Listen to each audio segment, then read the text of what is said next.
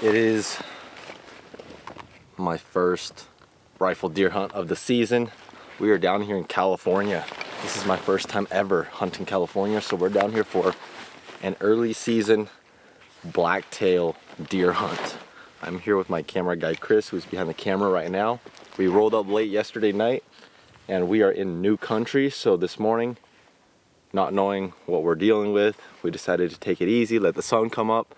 That way we can see what we're working with here and then slowly pack up and then hike our way in. So we're packed up this morning. Sun's a little bit high already. The mountains look very steep and we're gonna take the spine of this ridge, and along the spine it just goes on forever, but then along the spine you can glass into both sides of that mountain, and there's little draws that we're gonna stop and pick out every so often. So I'm a rookie when it comes to blacktail hunting, so I'm not really sure of what to expect on this hunt, but we're gonna give it our best shot and see if we can't fill 2 deer tags.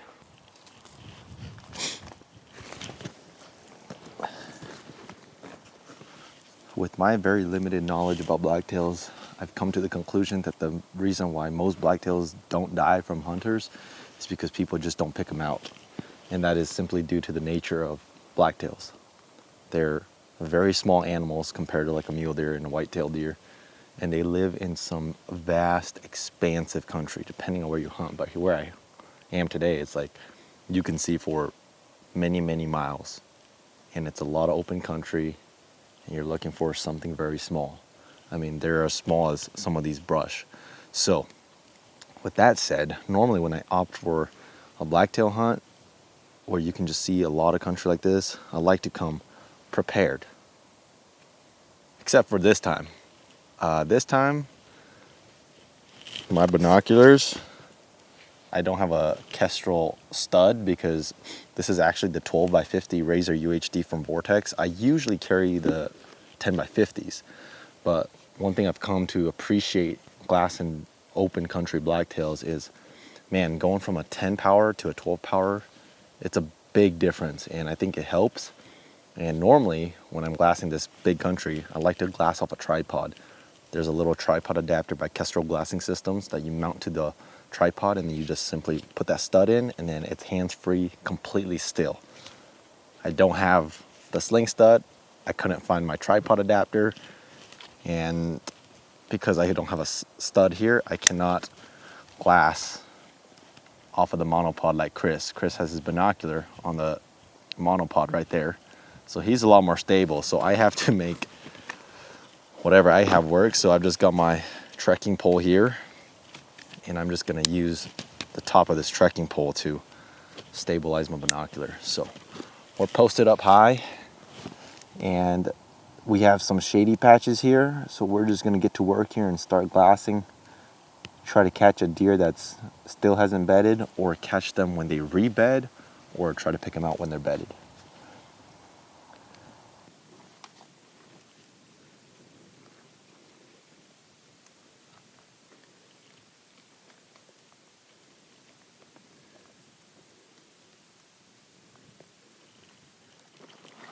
We moved one spot over because that sign was getting beamed, so we're now in a little draw where there's a lot more trees and a lot more shade, and it just looks a lot more luscious back in here, which I think is a good thing.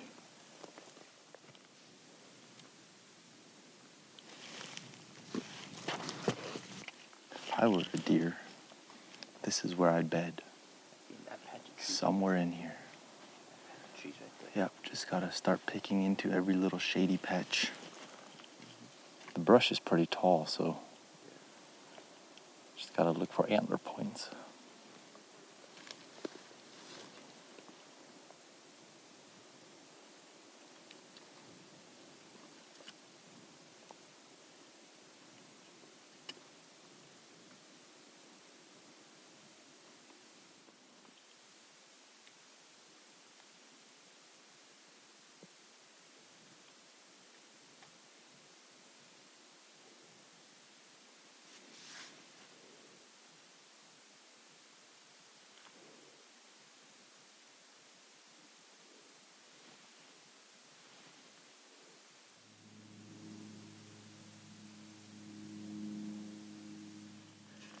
don't know if you can hear that or see that, but there's a rattlesnake that just kind of scared me.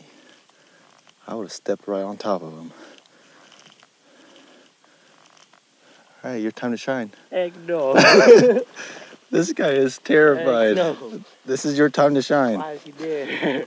This is your time to shine. Time to shine what? Take care of him. Oh, man. Now you go first. Take care of him. Oh. Let him do his thing. He's crawling away. You get a heart attack.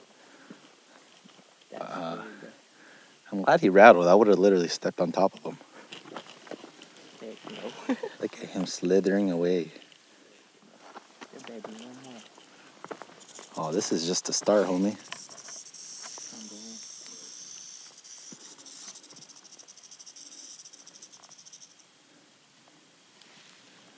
Can you see the light?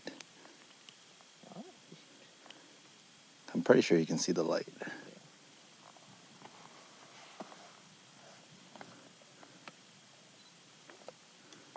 That's what you call a nope rope. Nature documentary channel right here.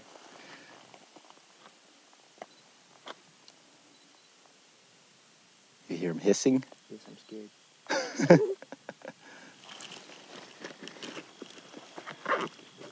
Aren't you glad I brought the inner piece for our tent? Yes. All right, good reminder. There's rattlers out here. All right, this time, that is not a rattlesnake. This guy about had a heart attack. This guy's terrified of snakes. Oh, all right, don't worry.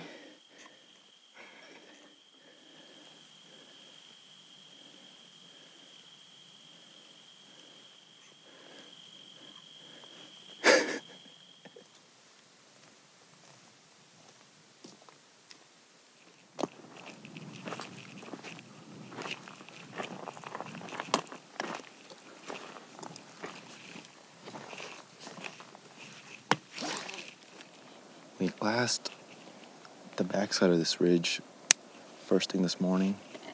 Spent maybe about 20 minutes there just looking over it. And that side is a lot smaller. Glassed, saw nothing, so we're hopping to the backside. And this side is shaded for a good hour to 2 hours longer than that side because the sun's rising up behind me. So we're overlooking a giant canyon with a lot of little draws. Just trying to find our first deer because when you don't pick them up, it's like, are you just not glassing them up or is there really no deer?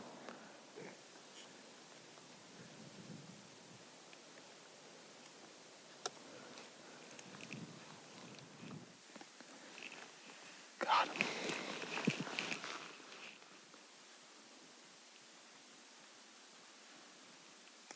Looks like a doe and a fawn.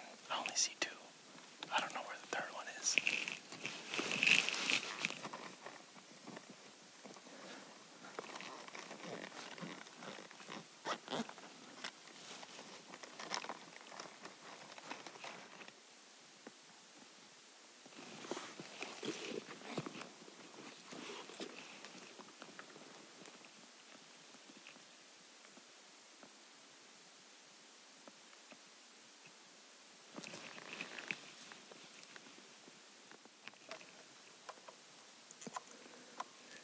We saw the doe and the two fawns right over here.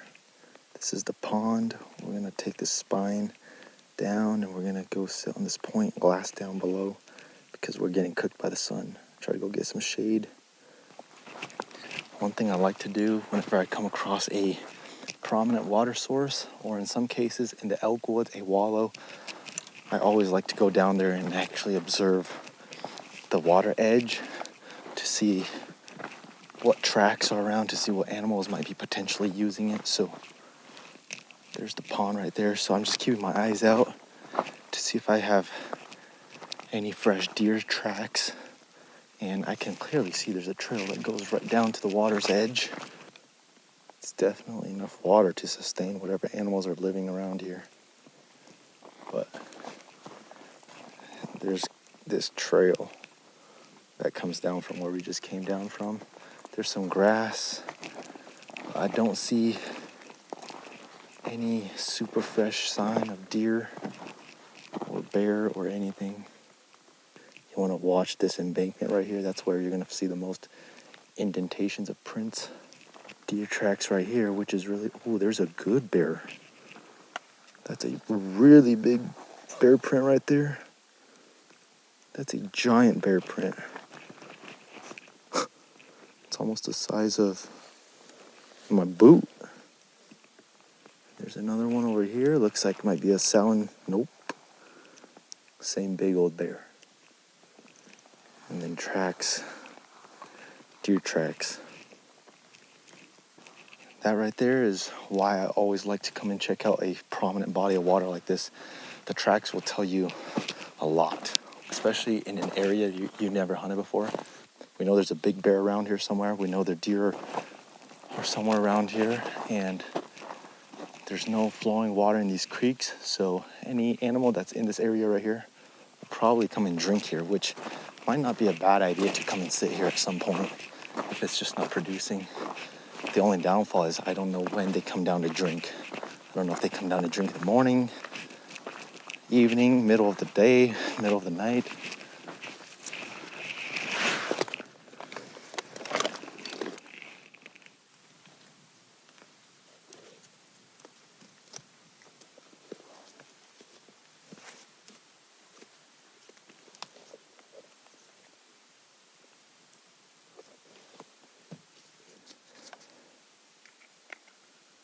Chris just spotted a bedded buck. The craziest spot I've ever seen. All you see is an ear, and Chris picked it out with a mini razor. Dead. Just gotta crawl up, make it 350. Yeah, that little point so that you're flat. He might have buddies.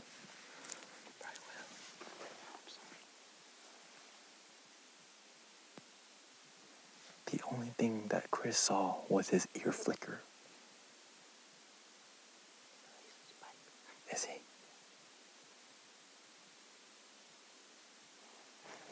But that's the one thing about these blacktails. They're so small that a lot of times it's just, you gotta catch that movement. I feel like he's gonna eventually get up. I don't think he has too much shade. He might have a big buddy with him, you know? That's what I'm saying. A lot of times spikes hang out with the big boy. The big boy might just be a little bit more tucked.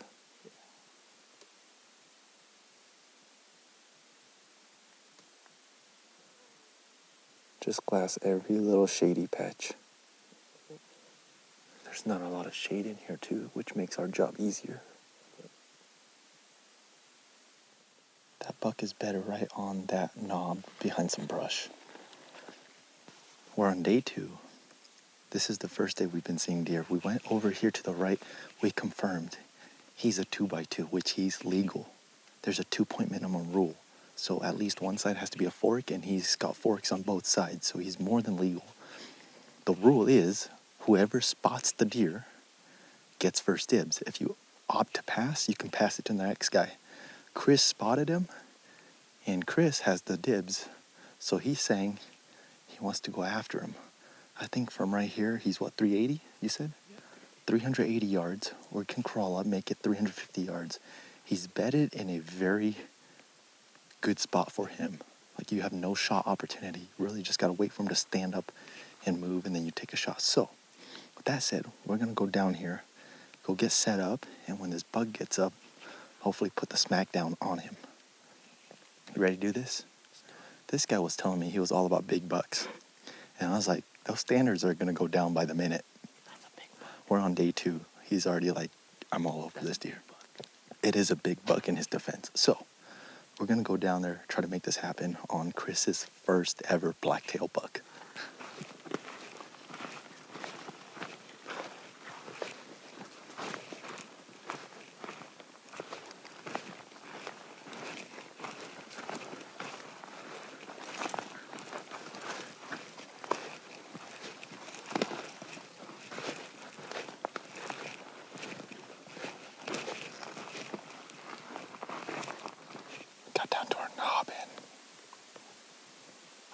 that deer is in that bed anymore.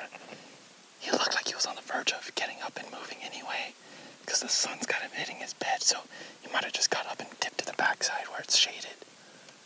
Because I don't think we busted him out. But at least we don't think he's bedded there anymore, but he still could be, because he was concealed very well. He could just be laying down flat, I don't know.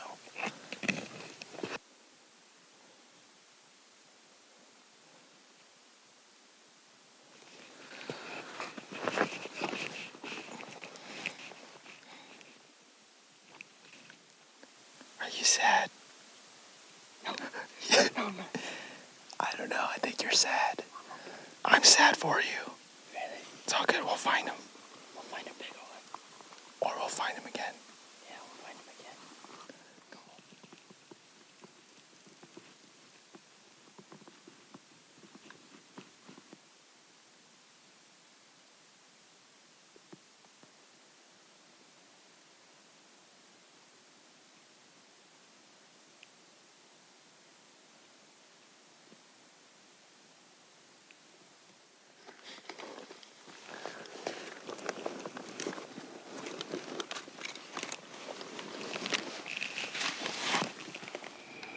Unfortunately for us, no deer showed up in the evening, which is a little weird because with how many deer we saw this morning, which is not a lot, it's 4, but in this context it's a lot because that's all we've seen. But we just got back to the car or our camp, and on the way back I was telling Chris, these deer are definitely way down at the bottom where we saw them today. They're not at the ridge top. And having to constantly do this commute down there in the morning and then back up in the evening, I feel like we're just wasting a lot of unnecessary time and unnecessary effort. So, with that said, we're gonna pack up here as much as we can. We're gonna go to bed, and then tomorrow we're actually gonna pack in for a 2-day backpack hunt. We're not far enough to be considered what I would deem backcountry, but just simply being in there and not have to do this hike out and hike in every single day, it's going to save us a lot of time, and it allows us to be down there during the prime time, which is first light and last light. The weather is also supposed to calm down or cool down, so I didn't really bring a lot of backcountry stuff because we were really just car camping, but we did bring a lot of food. So this is what we're doing. We have a lot of stuff. We have a bunch of sausage links. We've got a lot of ground caribou meat. I just went on my first caribou hunt last week with Giannis from Meat Eater. I was fortunate to harvest one, so I have 3 pounds of ground meat. We're gonna cook our tacos / burritos tonight, and then we're gonna cook sausages, burgers, hot dogs, everything, and we're just gonna essentially meal prep for our next 2 days hunting down there because we don't have dehydrated meal. With 2 days of hunting, the meat should last us and it shouldn't spoil, hopefully.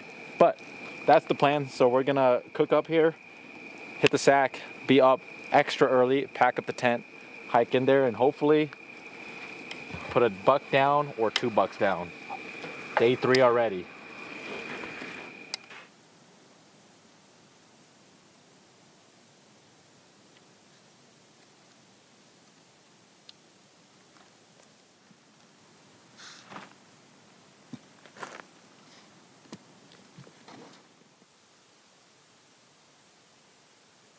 Decided to glass this little vantage overlooking that pond for first light, just in case there were any deer up high. Nothing. Only glassed for about 30 minutes, but we need to drop down there and drop off our camp and then get down to our knob yesterday. Want to do it when we still have no sunlight hitting these ridges. Want to be in position when the deer move.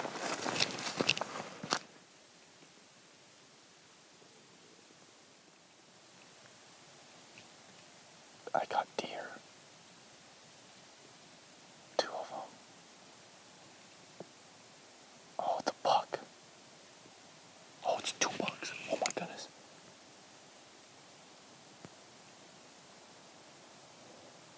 Oh, he's a good buck. I need to tell Chris. Chris and I, we split up. He went and go past that backside.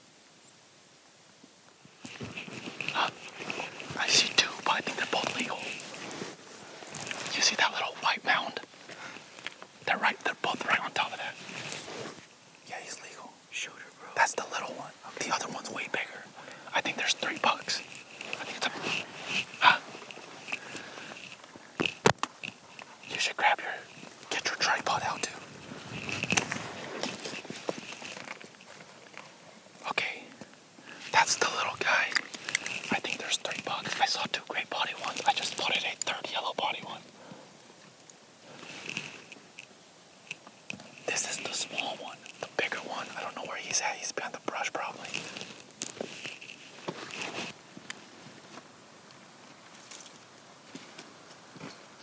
They're both coming from above.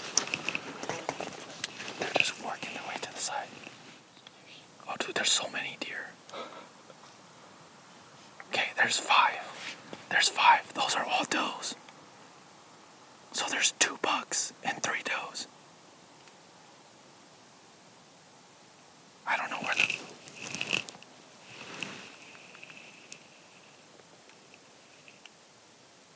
the big buck went.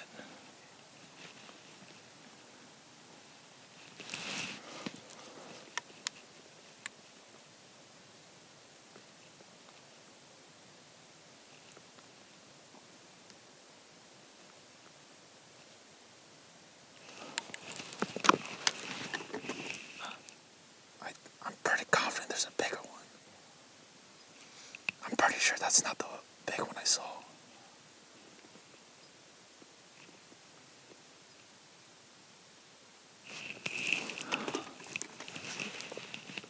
Unless he was a bigger one.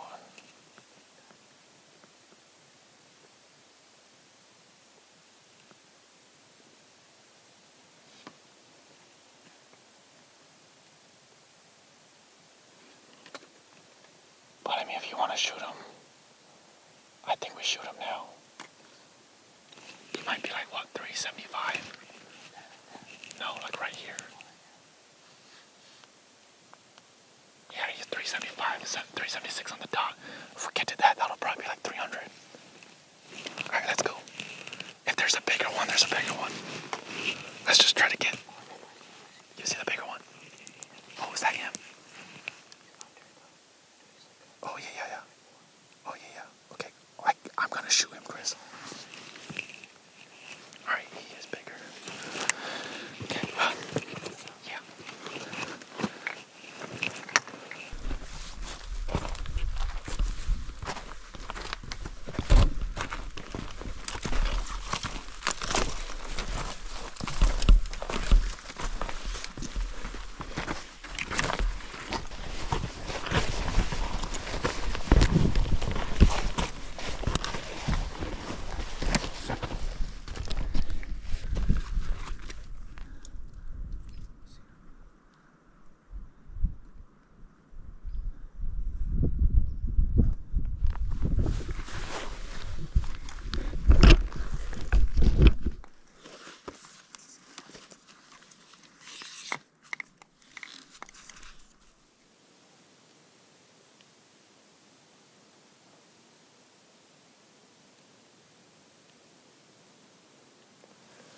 We haven't seen them since. We dipped out of view for maybe, I don't know, 3 minutes. Popped over this rise and they are nowhere to be found. Our wind is terrible. Our wind's essentially blowing up, but it's also swirling. So there's a chance they might have winded us, but I'm not too convinced about that. They were also just like running around on their own, so I mean, I don't know. If they came to the right side, we should be able to see them, but they could have gone down to the creek bottom to get water, or just naturally worked left, or they went up and over when we couldn't see them.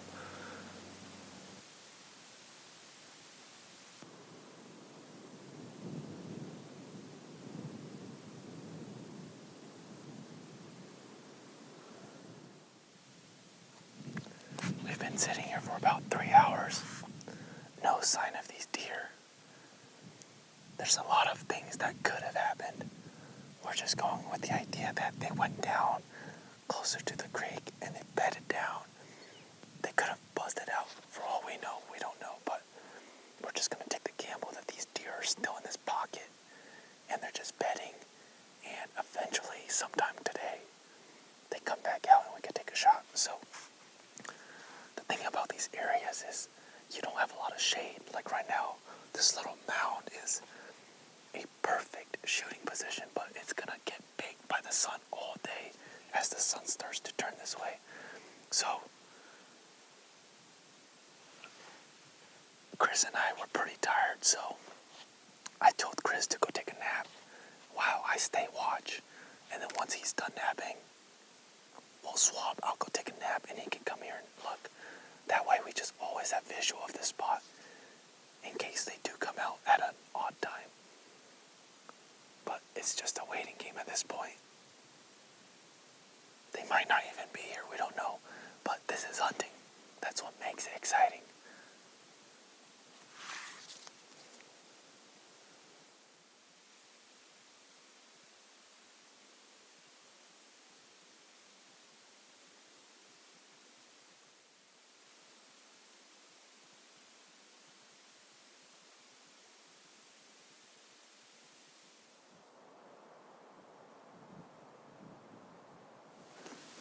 I don't see a deer. I'm just getting in position because it takes quite a bit of effort to sneak up to this knob without getting seen. I have this little bush right here that's blocking the sun, and I'm in the shade. One thing you always want to do when you're dealing with sunlight like this is you always want to be in the shadows. You want to be in the shade because it's a lot harder to see in the shade versus being on an open knob where the sun is just gleaming on you. So I'm using this as cover right here to just stay low and stay hidden. Two things, I'm in the shadows and I'm also laying low so that I'm not silhouetted or skylined.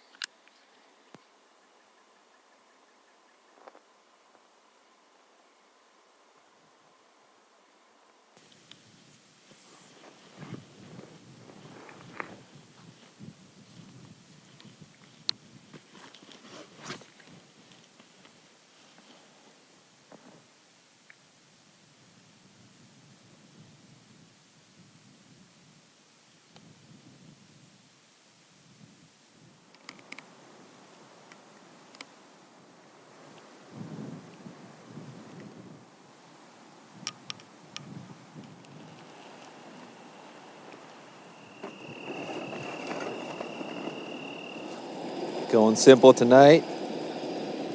Chicken Alfredo pasta.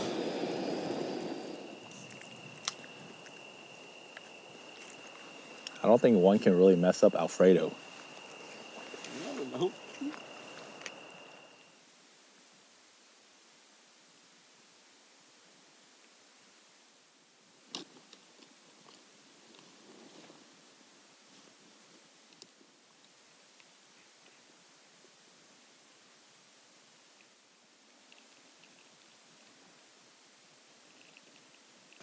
It's 5 o'clock in the afternoon. Chris and I, we are loaded up for 2 to 3 days worth of gear and food. We only have about 2 to 3 days left, so we're gonna utilize the final few days that we have on this hunt to pack into a spot that we haven't been in. This is actually the deepest that we're gonna have been so far on this hunt. We are supposed to get some weather starting tomorrow. We're really banking on the idea that this rainstorm gets these deer up and moving around. So today we've taken it easy, made sure that we packed properly. We actually went down to the creek and washed up so we feel fresh. And then on the way back, we actually ran into a blacktail doe across the road. She was just out feeding in the middle of the day. 4:15, about 45 minutes ago, and she was actually working her way over into this drainage that we were planning to hike into. So the deer are up, so we can pull it together.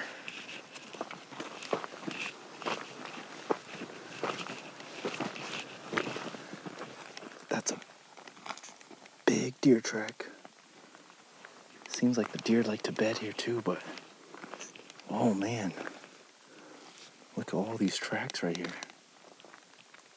It's a crossing point, and we're gonna put our tent right there.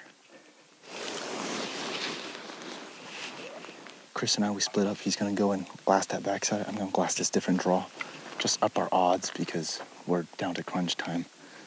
But there's a lot of fresh deer sign down here, so I think they're around. We just gotta put eyes on them.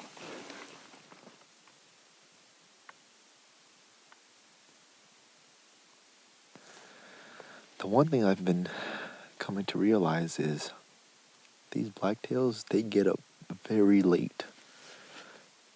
They get up so late that you don't even really have light to pick them out anymore.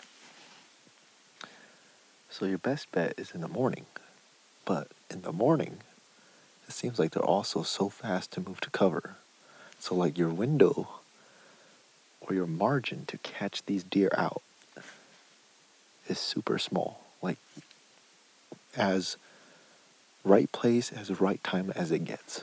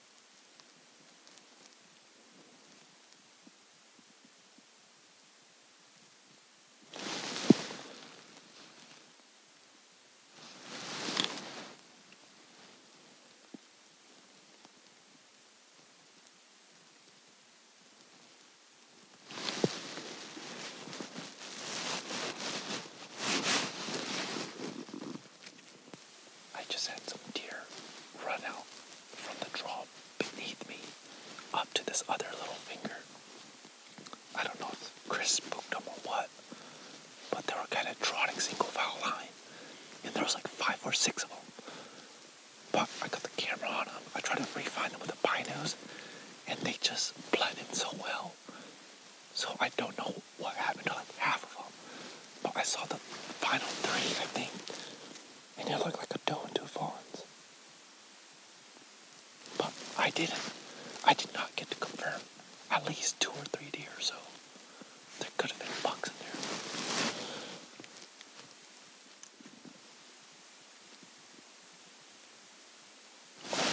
There's the buck.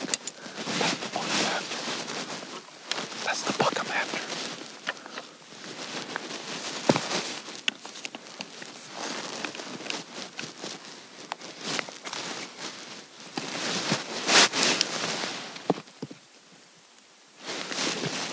That's the foreman I'm after.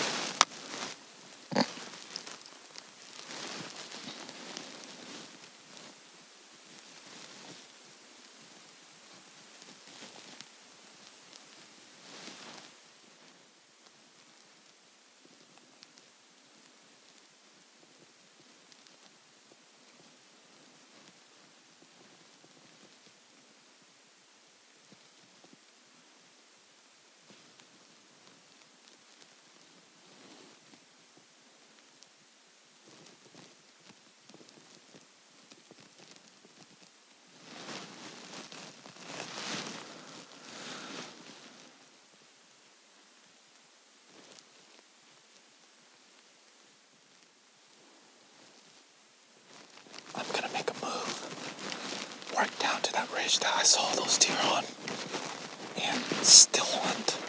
I'm gonna eventually get to this far knob that I want to sit.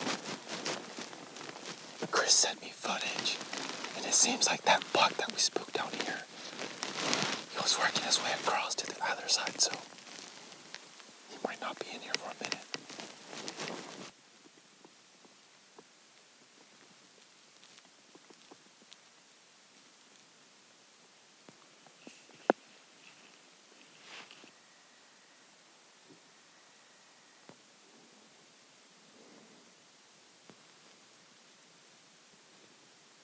I just heard a deer blow twice. Somewhere in this direction over here, in this draw that I've been looking at.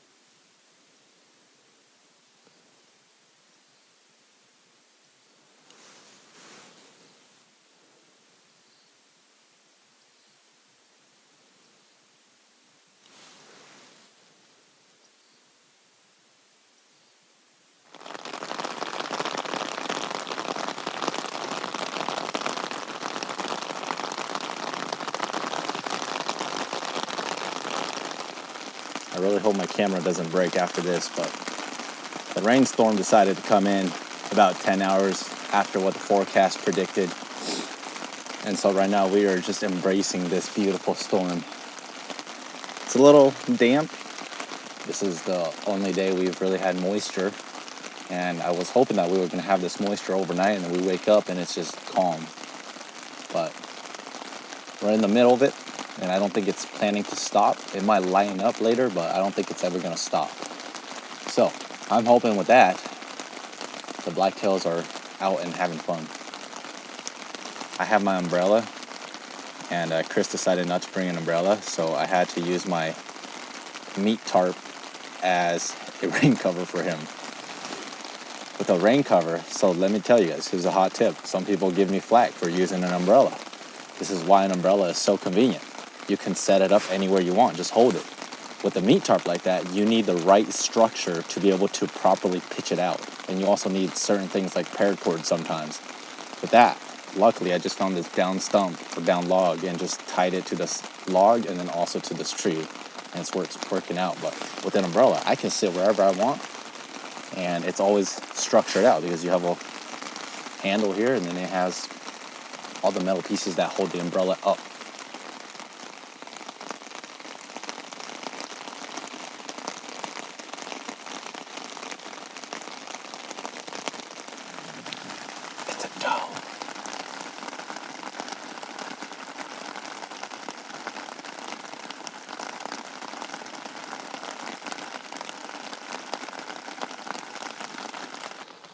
We've ascended almost to the top of the ridge, and then we just have to hike the ridge line back to the truck.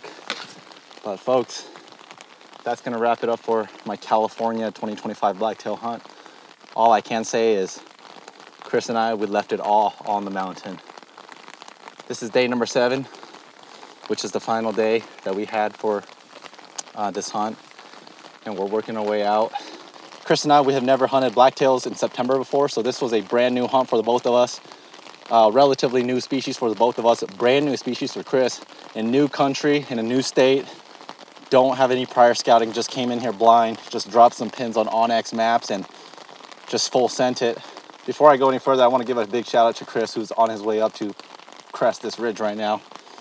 This is his longest hunt he's ever done, which is a week. And never once throughout this hunt did I hear him complaining or that he was tired or that he wanted to go home.